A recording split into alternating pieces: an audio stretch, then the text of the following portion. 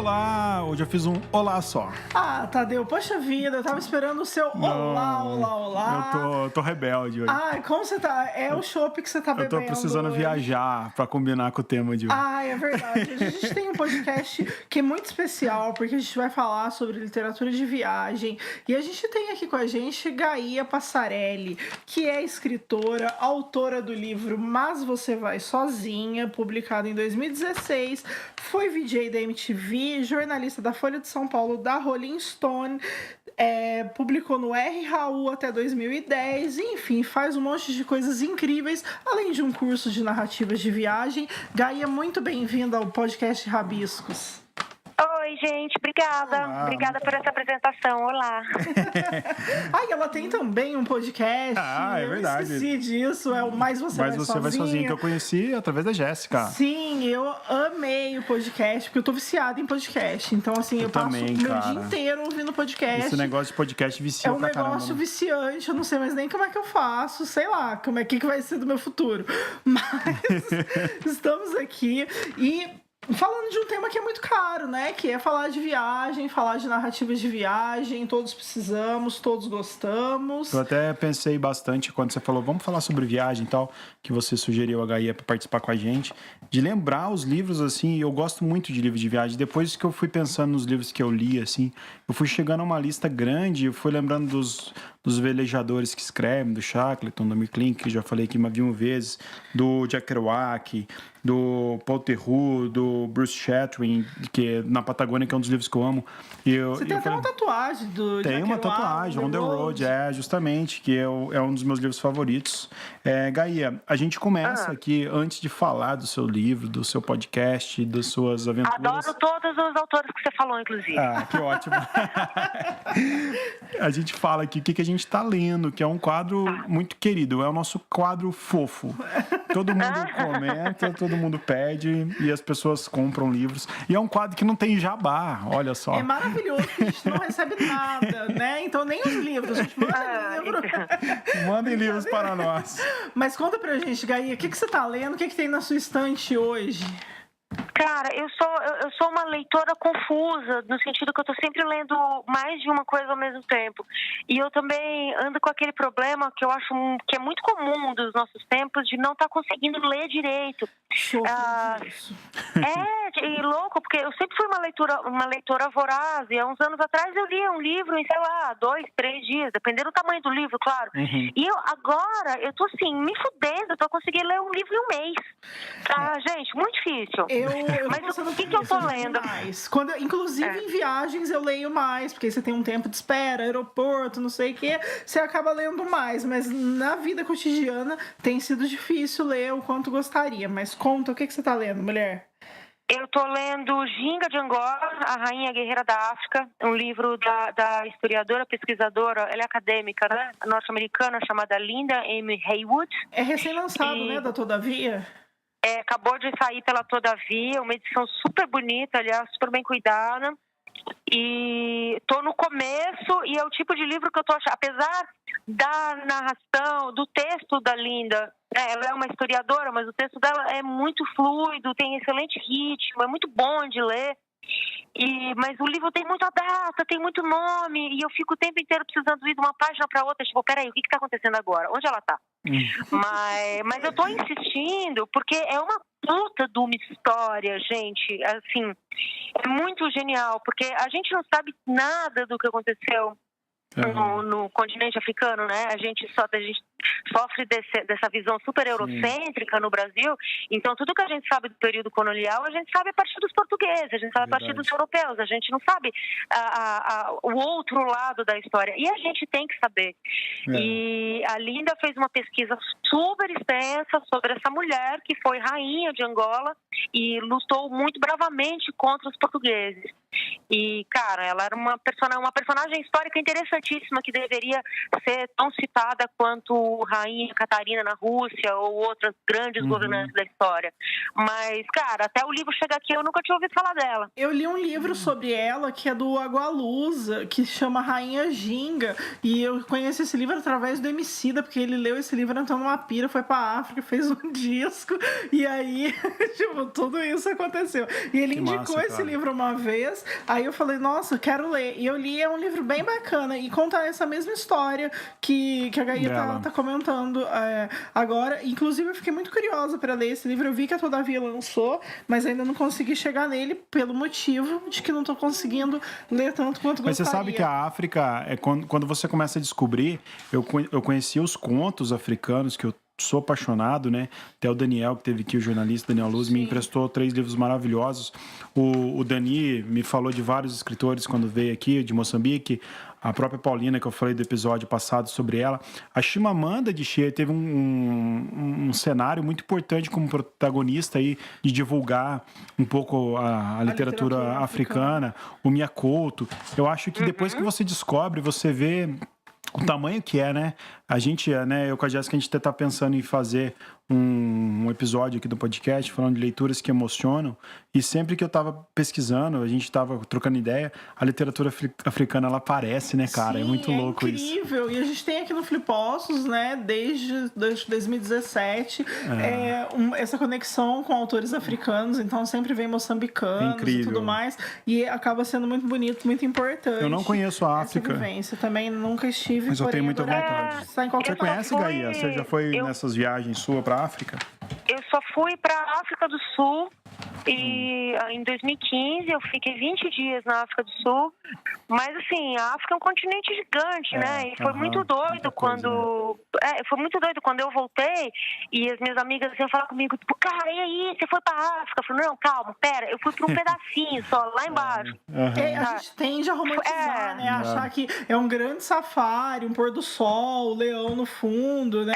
Porque são as coisas que a gente vê em filme, mas assim, foi uma viagem que eu gostaria demais de repetir, porque eu fui a trabalho, então eu tava com aquele calendário super restrito de press trip, né, que você não vai para fazer o que você quer, você vai para fazer o que eles estão te mandando fazer, e é super legal, mas também é muito limitador, então não dá para eu dizer que assim, eu conheci a Cidade do Cabo, eu não fui em nenhuma livraria na cidade, por exemplo. Só fui nos lugares onde me levaram, porque era esse o compromisso. Mas eu fiquei muito, muito afim de voltar. Achei muito parecido com o Brasil em diversas coisas. Mas o principal é que eu achei um escândalo de bonito, assim, cara. A Cidade do Cabo é chocante, é muito bonito. E queria muito voltar. É uma viagem que eu sou a fim de fazer uma hora com meu filho. E é uma viagem que eu acho que brasileiros poderiam fazer muito mais, porque ir para a África do Sul é barato, o turismo super bem desenvolvido, hotelaria, restaurante, coisa para fazer. Além dessas coisas que a gente não tem no Brasil e tem muito lá, né? Tipo safari com animal selvagem. Cara, tudo isso é animal, é muito foda. E não é tão longe, tipo, é 7, 8 horas de voo, é só atravessar o oceano, e tem muita coisa para fazer para todo tipo de turismo, turismo com família, turismo de casal, turismo independente. Então, é um país que a gente devia explorar bem mais. Eu já fiz vários roteiros para a África do Sul, eu preciso efetivá-los. Não, eu morro de vontade. Uma vez eu me inscrevi num intercâmbio, aí não deu certo, mas é uma coisa que eu tenho muita vontade de fazer também, e agora ela falou, já me deu até um quentinho no coração. E você, Jéssica, o que você está lendo? Eu tô lendo um livro que chama Argonautas, é da Meg Nelson. Quem me indicou esse livro foi a Sheilas Mariotto, porque ela falou que em algum momento eu ia me identificar muito com a autora. Ainda tô buscando esse momento, mas assim, tô gostando. Ainda você não se identificou com a autora? Não, me identifiquei um pouco, mas é que ela tem ela escreve, acho que de repente é o jeito que ela escreve, que ela meio que mistura um pouco de teoria, um pouco de uma vivência acadêmica com a vivência prática e tudo mais. É um livro bacana, ela fala da relação que ela tem com a família dela, e aí envolve um pouco de transexualidade, umas quebras de paradigmas, o cotidiano. Tô gostando, tá sendo legal esse livro. E você, Tadeu? Bom, eu vou fazer um panorama, então, dos livros que eu li, né? Isso que eu falei dos livros de viagem. Sim. Apesar de eu estou lendo nesse momento As Vinhas da Ira, do John Steinbeck, que eu já queria ler por um que tempo. Demais! Eu adoro ele. Né? Tem um filme, demais, eu não assisti o filme ainda, que é dirigido pelo John Ford, acho que da década de 40, se não me engano. Eu não assisti o filme, mas o livro é muito bom, cara. Eu tô apaixonado por esse livro. Eu comecei a ler e não quero parar. É uma puta de uma história. Eu amo o Steinbeck. Demais, tem um né, livro cara? dele de narrativa de viagem. As Vinhas da Ilha, de certa forma, também né? Porque sim, essa trajetória dos Fala bem isso, né? Essa viagem, assim, a família Joads, né? A família pobre, né? Que são expulsos lá de Oklahoma pela seca eles e tal. são... É viagem no sentido que é um deslocamento. Isso. Mas tem um livro dele que chama Viagens com Charlie pela América. Eu não sei se saiu com esse título em português. Em inglês é Travels with Charlie. Certo, dele mesmo, do John Steinbeck. Dele mesmo, só que já é ele velho. Uhum. E ele constrói um tipo de motorhome que ele mesmo faz, assim, e sai em uma viagem pela América do Norte que incrível. com o cachorro. E ele vai passando por vários lugares, ele tem essa pegada muito de descrever a natureza dos Estados Unidos. E, cara, ele vai parar no sul dos Estados Unidos no momento em que estão rolando aqueles protestos, porque é quando as crianças negras começam a ir para a escola. Sim, então, também legal. tem uma coisa de documento social da época. É muito foda, é muito legal. Eu tô apaixonado pelo livro, de verdade, assim, já queria ler já tinha um tempo. E é bem legal. É a viagem no sentido mais amplo de ser. Até, você falou de deslocamento, né? Tem aquele filme Nebraska, não sei se vocês assistiram, que ele é preto e branco, que é a história de um pai e de um filho, assim. Fiquei pra ler e não vi. É muito isso, né? Eu cito muito On the Road, que é um livro que eu curto também pela visceralidade, mas esse Nebraska, quando tem esse deslocamento do filho levando o pai que tem um problema de memória, um início de demência, pro outro lado do país para buscar um prêmio que ele acha que ele ganhou, mas na verdade é uma promoção de uma revista que não é prêmio nenhum. O filho embarca naquela loucura do pai e ao mesmo tempo sofre com essa viagem, e a viagem ela ganha aquele ar de dificuldade, né? Porque a viagem não é só glamour, né? A viagem tem os perrengues também, que é o que torna ela ainda mais intensa, né? Mais vívida, porque você chegar e sentar numa rede é fácil, mas você ir atrás, você conhecer povos, você se identificar, você conhecer pequenos lugares, eu acho que é o grande barato. Né? Eu acho que o barato da viagem é esse. Acho que a Gaia pode falar mais sobre isso, mas eu li o livro Eu falo muito isso na oficina. Tipo, uma boa história de viagem, ela começa... Você tem que ter alguma coisa para contar. Normalmente, se é uma viagem que deu tudo certo... eu fui viajar com as minhas amigas para Roma e foi tudo maravilhoso, e a gente bebeu muito vinho, e a gente se divertiu muito, e os boys eram belíssimos, e a gente comprou roupa. Mano, isso é chato. Desculpa, isso é chato de ler no livro. Ninguém quer ler essa história. Perdão. É real. Não me conte isso. A pessoa quer saber dos micos, né? Quer saber dos perrengues e tal. Porque pra ser uma história, tem que ter algum tipo de conflito, tem que ter alguma ação ali. E assim, é ótimo quando você viaja e dá tudo super certo. Pô, que delícia de viagem. Mas quando alguma coisa dá errado, tipo, pra mim as coisas sempre dão errado, porque sou uma pessoa muito, muito azarada. Mas, sei lá, tipo, as historinhas que tem lá no meu livro, de tipo, cheguei em São Francisco, fiquei sem dinheiro, quase dormi na rua. Dormi num hotel decrépito, onde eu peguei uma doença de pele. Caramba, onde isso?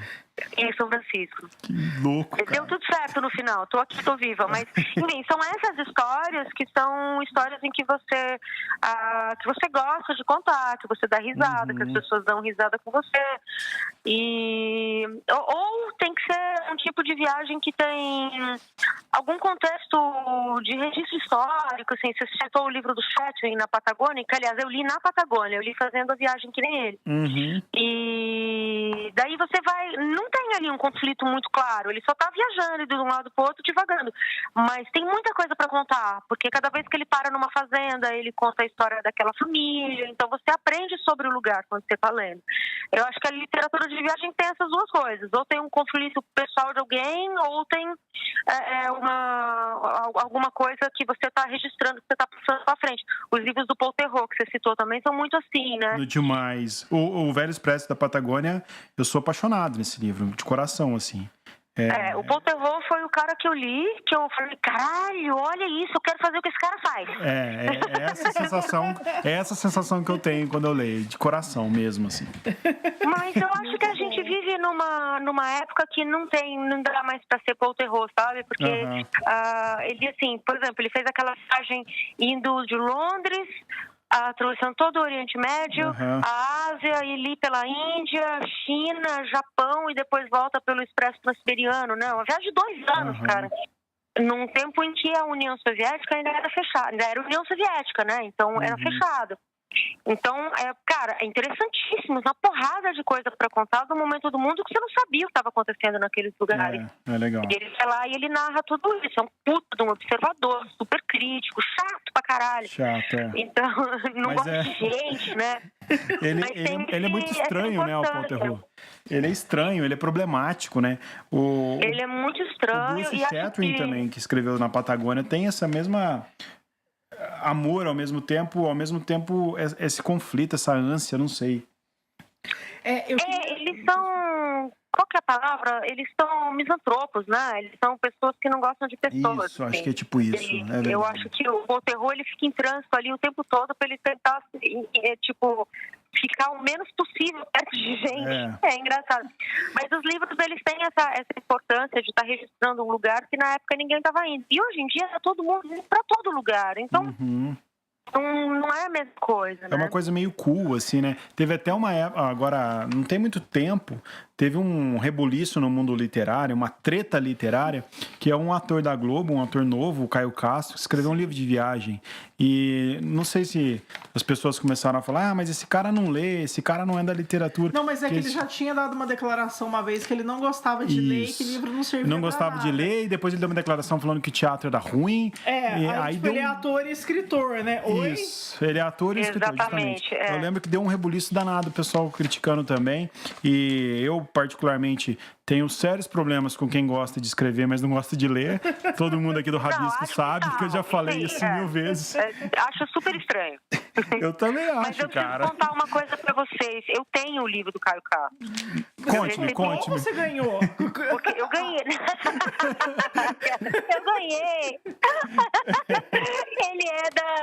Ele foi publicado um pouquinho depois do meu, pela mesma editora, pela né? Globo Livros, né? Pela mas Globo faz sentido Livros. você ter, eu tô brincando, ainda que você tivesse comprado, porque mas você assim, escreve sobre isso, é uma pesquisadora do tema, né? Passando pano, né? Levanta o pé aí que eu vou passar um paninho aqui. Eu vou passar um paninho aqui. Mas deixa eu passar um pano pro Caio Castro rapidinho. Claro. O livro, gente, assim, é uma viagem dele com os amigos dele pelo mundo, que ele deve ter levado na Globo e falado, vamos publicar isso aqui? E alguém falou, vamos, porque vai vender. É isso, não é um livro de narrativa de viagem, é um monte de foto e umas legendas. Bom, enfim, né? Se você é fã do Caio Castro, tudo bem. Ok, né? Mas ok. Mas assim, óbvio que o livro vai vender, porque ele é bonito, tudo mais, né? Enfim.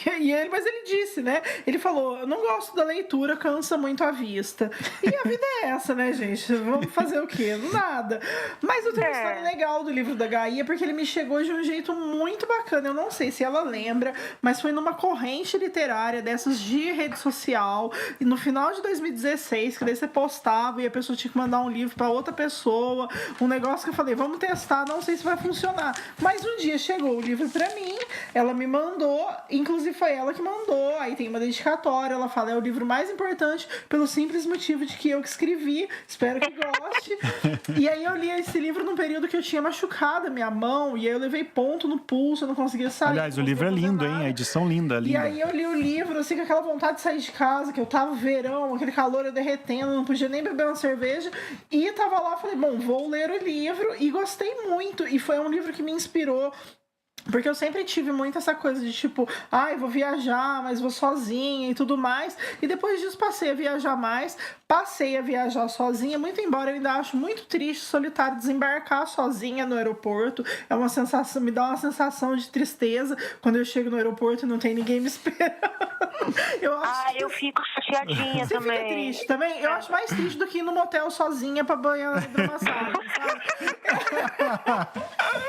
Eu cheguei a essa conclusão. Eu falei, gente, é mais triste desembarcar sozinha. Não tem ninguém te esperando. Você chega de madrugada no aeroporto e tem que ligar pro transfer e te buscar pra você pegar teu carro. Quando for assim, você me liga. Eu Liga. você me busca no aeroporto? Te busco, eu te pego no aeroporto. Por favor, porque eu acho muito Aí você liga triste. a câmerazinha assim e a gente vai se vendo. Tá bom, Não, porque... te falar que eu tinha isso aí no começo, também porque eu sempre fui uma pessoa de relacionamentos longos, então, tipo, eu fui casada anos, depois tive uma outra relação muito longa, então sempre tinha alguém para me pegar no aeroporto.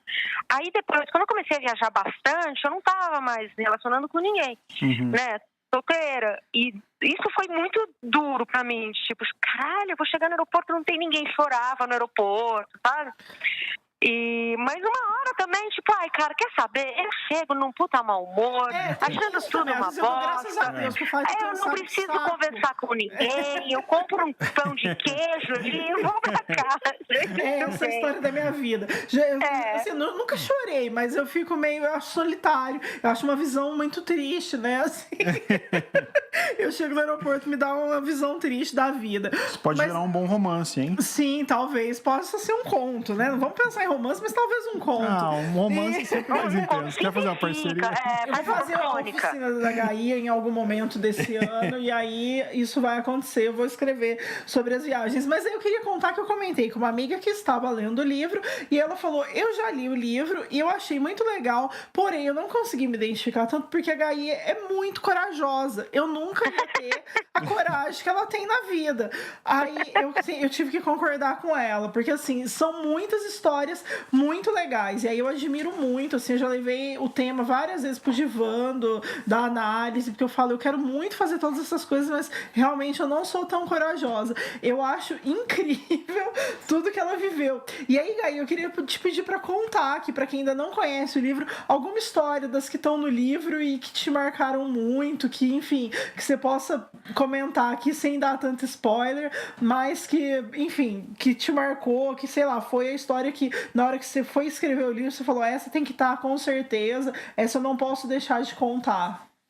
Então, o livro teve uma coisa assim, tipo, eu sempre fui, né, fui repórter durante muito tempo, então eu sempre fui a louca do caderninho, que, né, vai fazer as coisas e tem junto um caderninho com uma canetinha e fica anotando umas coisas. E conforme eu comecei a viajar bastante, continuei anotando as minhas histórias, enfim. E daí eu criei o blog, comecei a escrever algumas dessas histórias pro blog, meio exercitar um começo, uma narrativa, assim. E isso, num dado momento, rolou a oportunidade de publicar num livro pela Globo uma coleção dessas histórias. Então, sei lá, o livro já foi criticado porque, tipo, ele não aprofunda na questão da mulher viajando solo. Mas, não tem nem essa intenção, é só uma coleção das minhas histórias. Não é um livro para aprofundar na questão da mulher, é só uma coleção de contos.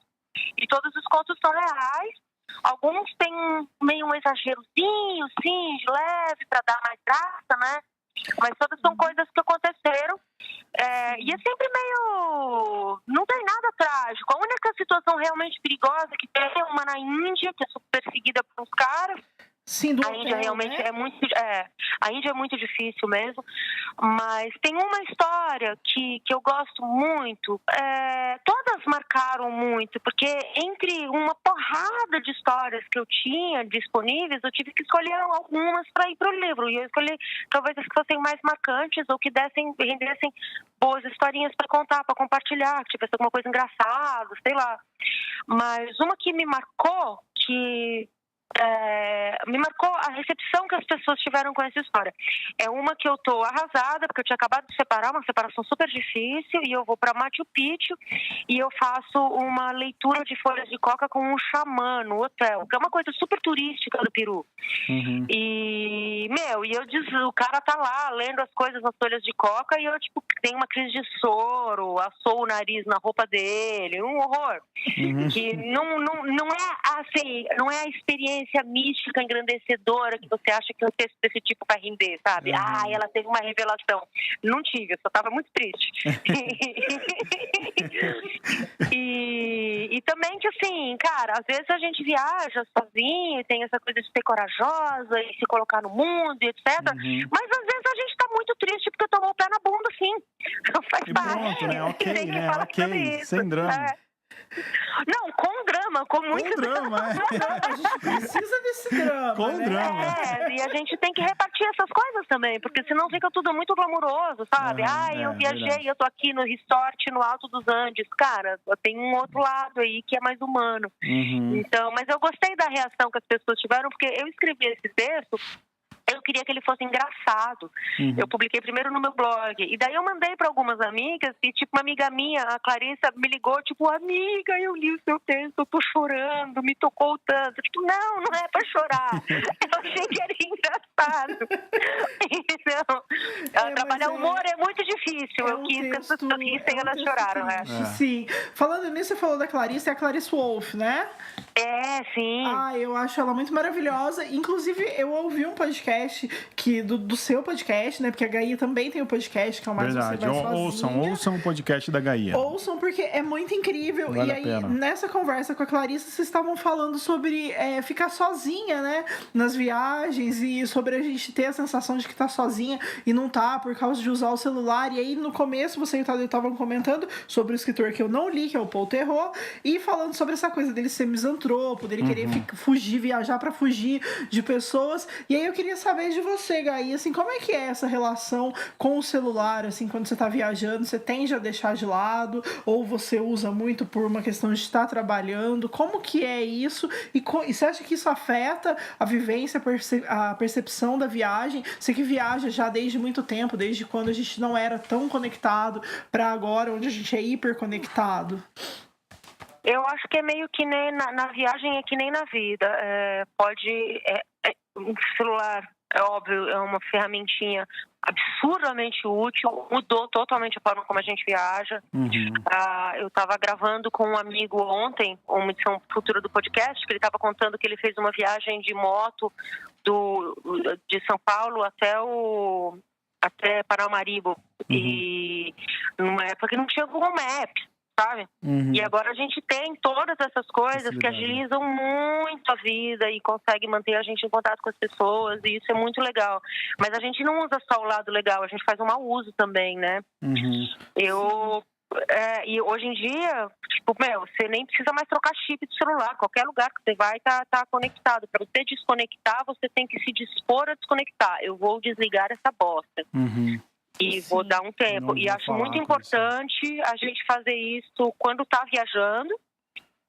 Para de instagramar, sabe? Curte aí o momento. Mas eu acho que essa é uma coisa importante pra gente aprender a fazer na vida também. Porque a gente estava falando no começo de não conseguir ler. Às vezes a gente tem que desligar. Às vezes eu gosto de viajar, eu gosto de estar no avião, porque é um lugar onde eu sou obrigada a desligar meu celular, então eu não me sinto nem um pouco culpada se tiver desligado, e aí eu posso me concentrar em outras coisas, né? É quase um momento que eu me obrigo a ouvir meus pensamentos e ficar sozinha, porque aí ninguém vai poder me ligar, porque, né, não tem nem como. E assim, eu nunca comprei internet no avião também, porque eu acho que é muito, acho que é a mais. Eu preciso começou a pintar a internet no avião, eu achei o fim do mundo. Não, vocês estão estragando! Vocês estão estragando esse momento de sossego da minha vida. É o momento que a mãe vai conversar com o filho, às vezes é a primeira vez na vida que ela vai conversar. É o momento que eu não vou precisar trabalhar, gente, então por favor. Pois é. Mas assim, no final eu não tenho viajado quase nada, né? Faz mais de um ano que eu não viajo, eu tô direto em São Paulo. Ainda bem que é São Paulo, que é essa puta cidade com uma porrada de coisa pra fazer. Mas eu tenho tentado praticar essa coisa de desligar o celular na vida, assim. Agora, na virada do Réveillon, eu desinstalei Instagram, só respondendo família, amigos próximos, para tentar dar uma desintoxicada. E os 2, 3 primeiros dias foram muito duros, e depois eu fiz muito bem. Tipo, eu li 4 livros. Limpei a casa, cuidei das plantas. Eu conversei com as pessoas da minha família, né? Eu olhei pra minha mãe. Sim, foi incrível. E eu acho que a gente vai pra gente ter uma relação saudável com esses aparelhinhos e com redes sociais, com tudo isso, a gente vai ter que aprender a usar, senão a gente tá fudido. Até a leitura mesmo acaba, né? Eu tava vendo uma matéria esses dias, não sei onde que foi, falando sobre a expansão tanto dos podcasts quanto dos audiobooks, né? Que as pessoas querem ouvir. correria, querem fazer as coisas dinamicamente. Por isso que podcast é uma coisa que tá crescendo muito, muito, né? que é, sei lá, meia hora, 40 minutos, uma hora que você tá lá parado, você tá ouvindo. E os audiobooks têm surgido assim, não sei até que ponto claro, sem fazer uma análise tão profunda filosófica, mas as pessoas tendem a deixar tudo tecnológico mesmo, assim, até os livros agora, né? A gente tem os e-books, ok, agora os audiobooks, os leitores de livros, as pessoas robotizadas que estão lendo um livro, um software que está lendo um livro para você, e você tá parando para ler aquilo. Você imagina você colocar uma Florbela Espanca para um software ler para você, né? Nossa, mas não é. Tem um leitor software, mas a maioria dos audiobooks é leitor de. São pessoas lendo. Também, Tem até os autores lendo, né? Eu não sou contra, não, pelo contrário. O audiobook sim, né? Mas o software porque o software de leitor de PDF tem muita gente usando mesmo, assim, eu sei, muitos colegas usam leitores de PDF. Até o audiobook, eu nem tô falando como crítica, porque eu acho que se a pessoa tá dedicada a ouvir aquele livro, ótimo, seja pro software, seja porque agora tem os casos até do próprio escritor ler o livro, né? A Giovanna Madalosso mesmo fez, né? Eu acho que tudo pode ser roubado, E ela falou aqui com a gente também. Então, eu acho que é válido também. É uma situação que a gente analisa como né, eu que escrevo também, que sou um leitor compulsivo aí, analiso também que eu tenho essa dificuldade de ouvir o livro, né? Eu gosto de ler, particularmente o podcast. Vocês acompanham o podcast da Companhia das Letras, do Rádio Companhia? Eu acompanho um pouco. Muito legal. Eu acompanho um pouco. Eu ouvi uns com a Carol Ben-Simon, eu já ouvi alguns, mas não é uma coisa que eu ouço sempre, não. Mas pode falar. Então, tem um episódio deles do ano passado, outubro, novembro, não sei, segundo semestre do ano passado, que é um episódio sobre produção de audiobooks. Olha que legal. E que eles contam. E eu fiquei muito impressionada, porque dá um puta trampo. Imagina, cara. Do audiobook, e acho que vale falar, é que para as pessoas que não enxergam, é muito legal. Então é uma maneira de ser acessível, isso né? É muito massa. Pra quem é cego e tal, que daí a pessoa não tem o livro em braille e tudo mais. Ou até porque eu acho que às vezes a pessoa tá no trânsito, qualquer lugar. Claro que o e ela não sim, enxerga, e aí, sei lá, é uma maneira de ser acessível também. Então eu acho que a gente também tem que pensar por esse lado. Eu acho que é válido, eu acho que é melhor eu critiquei, porém, tô voltando atrás aqui. Não, mas eu acho que a crítica ela não é invalidada, porque as pessoas tendem a ser tecnológicas sempre. Às vezes a pessoa poderia também estar lendo um livro e ter o prazer de ler um livro. Só que o que é prazer para mim pode não ser para um moleque hoje de 11, 12 anos, 13 anos que está começando a leitura, por exemplo. Então isso é muito relativo, né? A gente começa, em determinado momento da vida, a virar o tiozão da balada. A gente já tá chato. Eu quero perguntar uma outra coisa pra Gaia. Se depois que você entregou o livro, você viveu alguma outra história que de repente você queria colocar no livro e ficou pra um próximo, você escreveu pro blog, enfim, fez de alguma outra maneira, se isso aconteceu? Sim, entraram várias no blog. O meu blog até 2017, assim, foi bem ativo. Daí ano passado eu dei uma parada, porque várias coisas, mas eu acho que também porque tem muito blog de viagem, tem muito conteúdo de viagem na internet, e eu comecei a ficar muito em São Paulo, daí os interesses também vão mudando, comecei a arriscar escrever outras coisas que não tem nada a ver com viagem, e não é que esse capítulo da vida está encerrado, mas também é isso, eu não estou viajando, eu não tenho nada para contar. Mas pós-livro, eu escrevi bastante coisa de reportagem de viagem mesmo, de escrever mais contando como funciona, como chegar lá, esse tipo de coisa. Massa. Que tem bastante demanda, né? Sim. Mas eu não fiquei colecionando outras histórias que eu acho que poderiam fazer Mas Você Vai Sozinha 2. Eu acho que esse livro, ele, enfim, cumpriu o papel dele ali naquele momento. As pessoas continuam comprando, continuam lendo, continuam falando. Então, não gostaria de fazer um repeteco dele. Eu acho legal, o título, né? Mas Você Vai Sozinha. É uma pergunta, um título provocativo. Você viajar sozinha esse tempo. Você falou que agora está um tempo sem viajar. Te serviu de experiência, assim, no sentido pessoal mesmo? Você conseguir se virar sozinha? Você falou que teve relacionamentos longos. Você consegue se virar e se ver sozinha? Ser uma boa companhia para si mesmo? Sim, você acha que a viagem teve esse diálogo também com você, ser humano, com você, mulher? Sim, pra caralho, mas também tem o seguinte, eu sempre fiz coisas sozinha. Desde criança, eu era uma criança que ficava muito na minha. Era uma criança normal, que Entendi. Não ficava, foi uma fazia coisa coisas, assim, mas preciso assim... fazer. Entendi. Não, e eu, assim, bastante gente também, quando eu tô dando entrevista por causa do livro, vem tipo, mas o que, né? Por que a mulher tem que viajar sozinha? Eu falo, ela não tem que nada, cara. Eu sempre gostei de viajar dessa forma, recomendo, porque eu acho que a gente aprende muito sobre a gente mesmo, quando a gente tá sozinho na estrada. A gente tem que solucionar problemas, a gente não pode botar culpa nos outros. Você pegou o metrô pro lado errado e foi parar num lugar, a culpa é tua, cara, não é do metrô, desculpa. Esse eu não tipo de consigo pegar coisa. pro lado certo nem em São Paulo, que é em português. Eu queria deixar isso claro aqui. E deixa isso registrado. Eu quero deixar isso registrado, que eu sou uma pessoa que eu não sei andar de metrô, porém viaja. Acho que isso coloca você em contato com você mesmo, entendeu? Eu acho uma puta de uma experiência engrandecedora, poderosa mesmo. Mas eu tenho várias amigas que não gostam de viajar sozinhas, não querem, não gostam de fazer, tipo, porque acha chato, porque fica entediada. E, tipo, quem sou eu pra falar que ela tá certa ou errada? Então, você não gosta de viajar sozinha? Não viaje. Mas o que eu acho que não pode acontecer é assim, eu tenho o desejo de viajar sozinha, eu quero, mas eu não vou porque o meu namorado ou minha namorada não gosta. Isso é foda. Ou porque eu tenho medo do que vão pensar. Isso não pode ser motivo.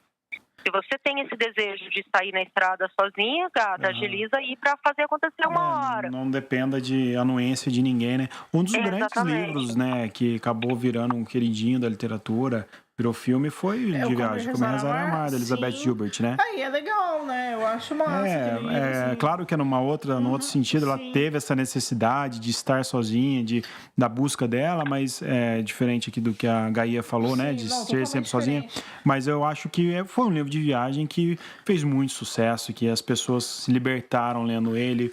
Eu vi amigas minhas lendo, amigos meus lendo, tipo, falando assim, Tem um livro de viagem que eu gosto muito também, que é uma mulher que é protagonista, que é o Livre, que é uma moça que ela perde a mãe e aí ela resolve fazer uma trilha nos Estados Unidos, isso na década de 90. Então, assim, é um outro mundo quando ela faz isso. E ela vai totalmente sozinha, então ela comete vários erros, assim, ela se fode muito, mas é super revigorante. Então, eu acho... Tem o filme dele também, mas o livro eu achei mais interessante, tem mais detalhes.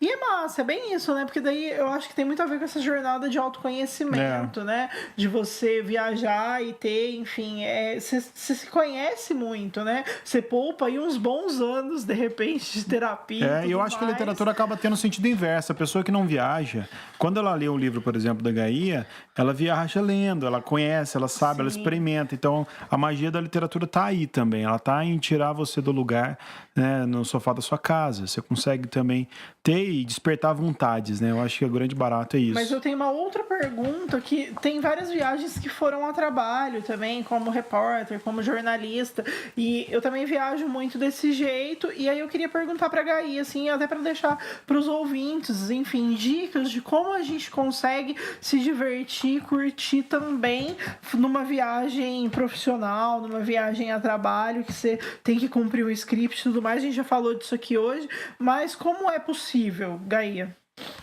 Você tem que aprender, dar um jeito de tirar um tempo para você. Tem muitas histórias que estão no livro que são histórias que não foram vividas exatamente durante a press trip, mas, tipo, eu sempre dava um jeito, em fases melhores de grana, né? Porque agora tá muito puxado. Dava um jeito de ficar uns dias a mais. Tá? Então eu vou passar 3 dias na Colômbia para uma reportagem, de repente eu vou estender, vou ficar uma semana, e daí tem um tempo para mim.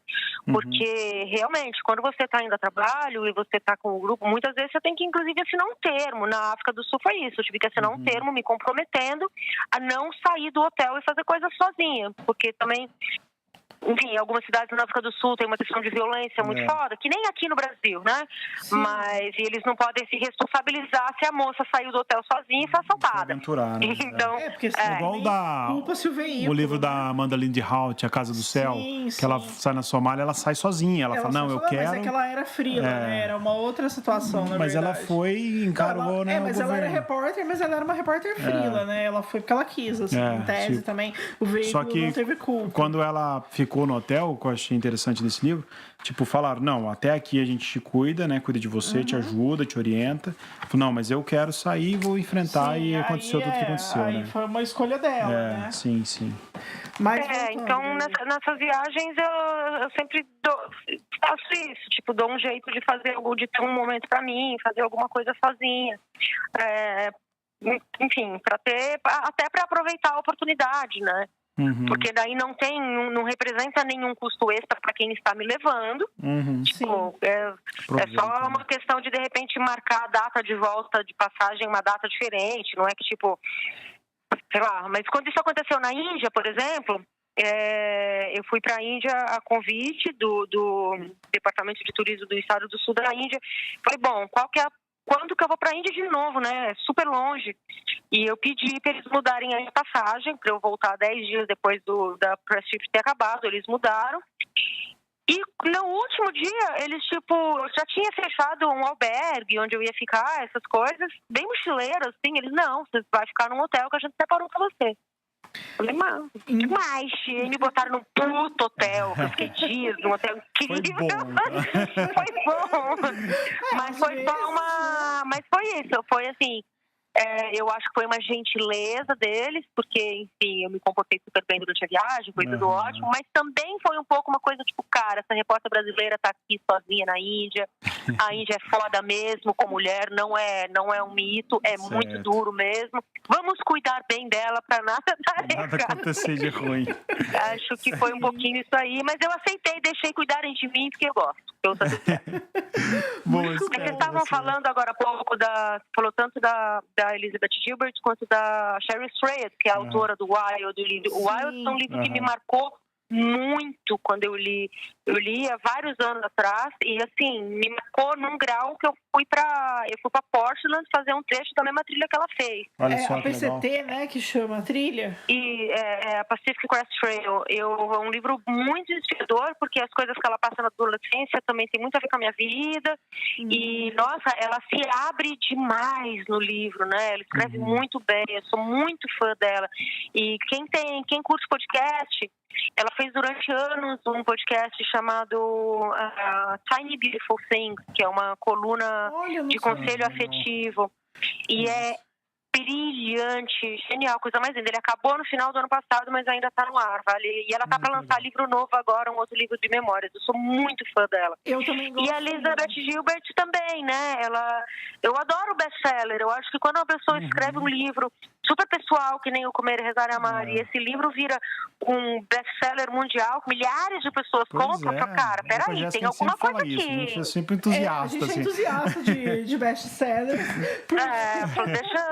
Deixa eu ler, deixa eu ver o que tem aqui que tá todo mundo gostando, porque ela tá conseguindo se comunicar com essas pessoas. Sim, eu acho a mesma coisa. Do ponto de vista da comunicação também é importante, até pra gente entender, né, enfim, desvendar o que tem ali. Mas eu gosto do Comer, Rezar e Amar, eu acho que é um livro bem escrito. É um romance, mas é um romance também muito legal. O filme também ficou bacana, então recomendo, assim, não é porque é um best-seller que é ruim, né, no Brasil a gente tende essa mania, a achar que tudo que é popular é ruim, né. Rola isso. E não acho que seja, é um livro muito legal. O Livre também, quando eu li, eu comprei ele muito por acaso, assim, eu tava na livraria, vi o livro, peguei, li a sinopse e comprei, porque eu sou dessas, e aí ficou um tempo parado, e inclusive eu li nessa mesma época que eu tava com a mão machucada, então eu tinha muito tempo pra ler, porque eu não conseguia trabalhar, não conseguia fazer nada, fiquei lendo, e eu li ele nesse mesmo período, depois a minha mãe curioso, leu, quero ler. Depois eu te empresto, claro, e é um livro muito bacana, assim, fica muito essa dica. E o da Gaia também, leiam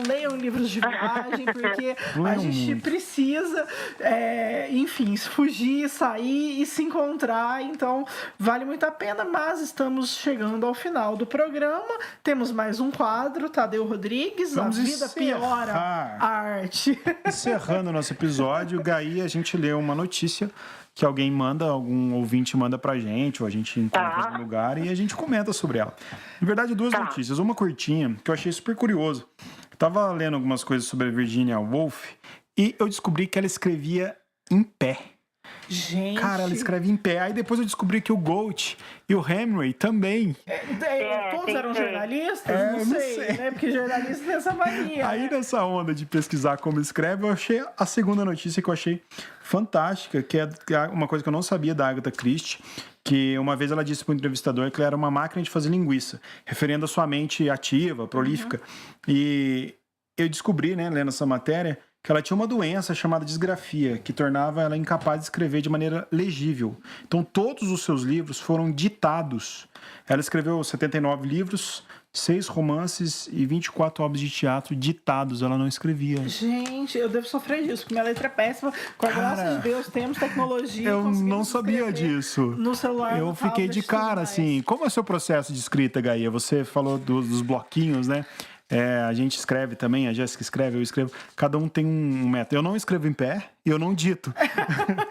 Eu já tentei escrever em pé porque me incomoda ficar sentada, eu fico com péssima postura, eu fico com a perna, eu tenho síndrome das pernas inquietas, então Nossa, eu fico incomodada. E aí eu sou muito fã do Hemingway, né? Tá, vamos descontar, eu sei, o Hemingway, puta figura machista, etc. Tá, tudo bem, eu também A gente já fez essas. Ok, vamos lá. Paris é uma festa, é meu livro favorito. Não, gosto muito de ler ele. É um escritor onde eu sempre tem alguns escritores em quem eu sempre volto e o Hemingway é um deles, assim. O Sol Também Se Levanta, eu já li, sei lá, umas 12 vezes e é sempre super legal, puta livro. Puta livro. Mas, enfim, eu li isso uma vez que o Hemingway escrevia em pé. Eu falei, pô, tá aí, eu vou tentar. E eu comprei, não cheguei a comprar uma standing desk, porque existe, né? Existe, eu vi mas no custa super Facebook, caro. Maravilhada. Na sede do Facebook, eles têm um rolê que eles têm a cadeira adaptada. Aí você pode sentar do jeito que você quiser, ou ficar em pé e escrever. Eu achei maravilhoso, porque precisava. Não tenho ainda. Você conseguiu escrever em pé, Gaia? Essa do Facebook, eu já fui lá no Facebook, eu vi, ela, tipo, você pode controlar a altura, é um puta lance super moderno, mas existem umas standing desks normais, de madeira, que é só uma mesa alta. E o Hemingway escrevia numa dessa, ele escrevia meio num aparador, assim, que tinha uma boa altura. E eu descolei uma coisa meio desse tipo, era uma mesinha, era, enfim, um negócio super improvisado, péssimo. E sabe o que aconteceu? Eu ficava muito cansada. Quando chegava no final do dia, eu estava exausta. Fisicamente. Né? Vocês escrevem, você sabe, escrever é cansativo. Mas eu ficava fisicamente cansada. Eu falei, cara, é porque eu estou escrevendo em pé. Então, enfim, para mim não funcionou, mas eu sei que é um hábito saudável. Talvez o ideal fosse a gente se misturar os dois, né? Tipo, um pouco em pé, um pouco sentado. Eu nunca tinha ouvido falar nisso. Foi lendo sobre Virginia Woolf que repórter na rua tinha que mandar matéria. Né? Você acaba escrevendo como dá, né? Sentada no chão ou em pé. Já ditei matéria também por telefone, mas aí é uma outra situação, né? Outro tipo de criação. Mas sim, a gente escreve como dá, muitas vezes. Faz parte. Mas é isso, infelizmente, a gente chegou no nosso horário. Gaia, muitíssimo Nossa, foi muito legal, foi muito legal mesmo, papo. Muito bom trocar esse Bom, gente, obrigada a vocês. Dava pra ficar falando horas, né? Horas, eu sou fã. Então, assim, a gente pode combinar uma viagem, pode combinar sobre alguma coisa. Tem que pagar pra mim, hein? Vocês me convidam. Se um dia você viajar a Poços, venha. Se você quiser viajar pra Poços de Caldas, venha com a gente. Te recebe. Eu fui muito pra Poços de Caldas na vida, porque o avô do meu filho era aí. Quando ele era pequenininho, a gente ia muito. É uma delícia de cidade. Você está convidada a voltar, então, hein? De repente você pode voltar por algum outro motivo. Brigadão, viu? Obrigada a vocês. Obrigado, valeu. E a todo mundo aí, bom dia, boa tarde ou boa noite. Beijão a todos. Beijo, fomos. Tchau. Beijo, gente. Tchau, tchau.